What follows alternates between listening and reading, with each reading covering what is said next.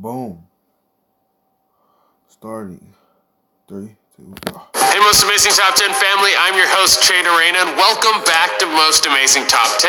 There have been hundreds of news stories of people who just get up and leave their old lives behind. Some people do this so they can run away with a new love and start fresh, and other people do this so they can disappear and never be seen again. I'm going to be looking into some of these cases, and a few of them may surprise you with today's list of top 10 scary people found living in caves.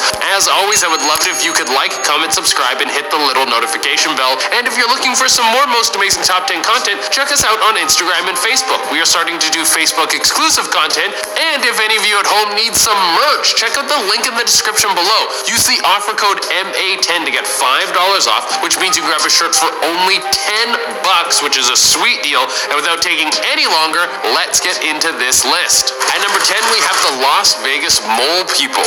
I had no idea that this was a thing, but apparently there are thousands of people living in the sewer tunnels underneath Las Vegas. YouTuber Wonton Don, with the help of the Shine the Light Foundation, went to explore and document some of these happenings. The Shine the Light Foundation focuses on getting people out of these tunnels and back into stable living conditions, and they help thousands of people each year. Because the people who choose to live in these tunnels aren't monks walking away from society, it's because they have massive drug addictions and can't afford to live anywhere else. The tunnels are predominantly dominated by two factions, the meth addicts and the heroin addicts. The Shine Light Foundation warns the film crew that they should be careful at certain points where they're filming, because some of the people down there are in hiding. They're hiding from pimps and dealers, and pointing their camera in the wrong direction could lead to a knife in the belly. Oof, that's kind of freaky. At number 9, we have the Sassy de Matata cave homes. Aerial shots of this place are some of the most beautiful things that I have ever seen. Homes carved out of caves created 9,000 years ago. This is the oldest inhabited city on the planet. In the modern era, there have been improvements like running water and electricity to make these homes livable, but after World War II, this place was one of the most dangerous places you could live in Italy. A massive malaria outbreak started killing thousands of people, and everyone was forced to evacuate the area. Since then, the area has been deemed safe again, but who knows when another outbreak could happen. At number 8, we have Nowhere to Go. Back in August of 2018, police got a call that some people had been jumping a fence in a gated area where there were man-made caves. These caves were close to the downtown core of Nottingham, England. It was a strange call, but it could have just been some teenagers that were going in to vandalize the place. When the police arrived, they didn't find teens trying to spray paint the walls, but some homeless people that were using the caves for shelter. There was no violence. The police just went in and talked to them a little to try and figure out what their situation was. It was a very sad and scary thing to see. People who need to climb into a cave just to have somewhere to live. At number 7, we have Flagmen. That is the nickname given to Steve Badigan, who has chosen to leave everything he knew behind him and go live in a hole that he dug out of a plot of land that he owns.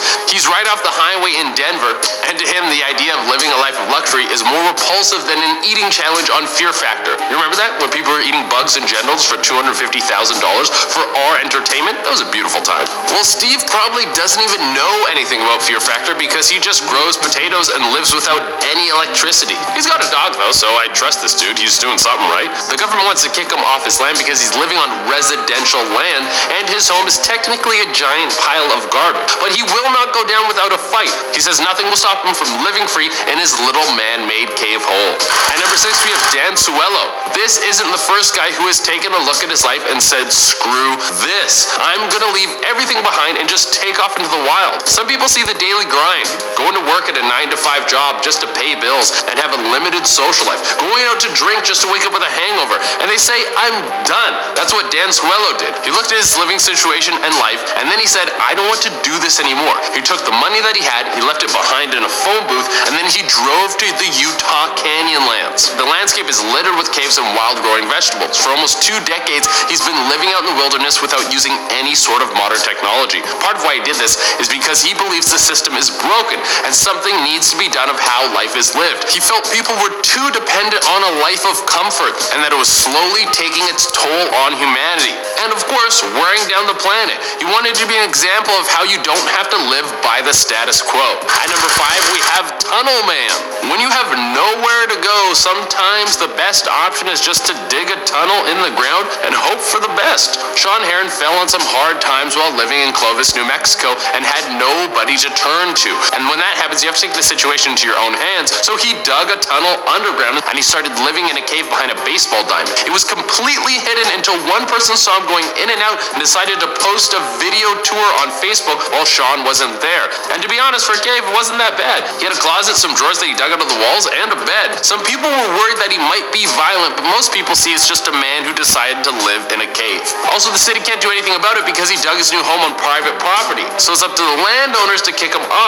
He was arrested once for trespassing, but was quickly released and then went right back to living in his little hole. I bet he's just praying that it never rains. At number 4, we have the Silent Cave Baba. Throughout the jungles of India, there are people who've chosen a monk-like life and live in caves away from society. YouTuber Dakota of Earth was looking to find one of these men. He was known as the Silent Baba. Dakota ventured throughout the jungle looking for the orange cloth. It said that the entrance of his cave home was marked by an orange cloth and that his home was located under a waterfall. Just talking about this, it sounds like some sort of quest in a video game. Once he found this wise man in the cave, he did live up to his name. The man didn't speak a word. He communicated with some self-made sign language. Once he was there, the two sat down and enjoyed a couple of handmade rolled cigarettes. The whole experience seems somewhat mystical.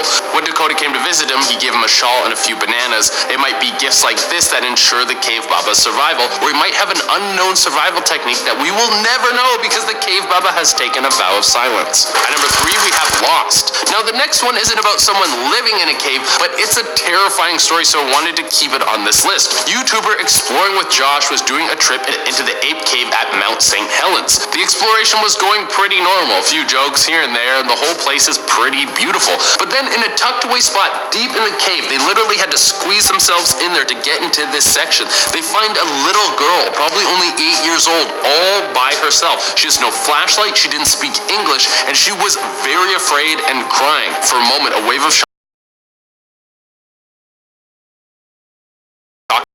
kid in a cave, and this obviously isn't an everyday occurrence. But luckily, they found her parents and everyone was reunited. But could you imagine what